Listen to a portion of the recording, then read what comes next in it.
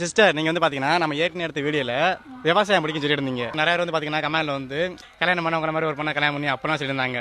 நீங்க வந்து விவசாயம் பிடிக்கும் சொன்னீங்கல்ல, அதுக்கு வந்து என்ன காரணம்? அடிக்கடி எனக்கு வந்து எங்க அம்மா அப்பா சொல்லி கொடுக்குறாங்க, நீ சாப்பிட்ற சோறு வந்து என்னைக்குமே நீ வேஸ்ட் பண்ணக்கூடாது. அது வந்து பல பேரோட உழைப்பு இருக்கு. நீ வந்து ஒரு சோறு நீ கீழே போட்டாலும் அதை வந்து நீ அவங்கள அவதரிக்கிற மாதிரி அப்படின்னு சொன்னாங்க.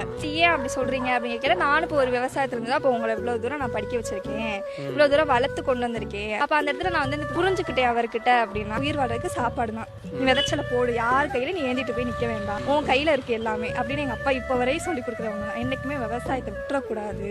விவசாயம்னா எனக்கு உசுருப்பா.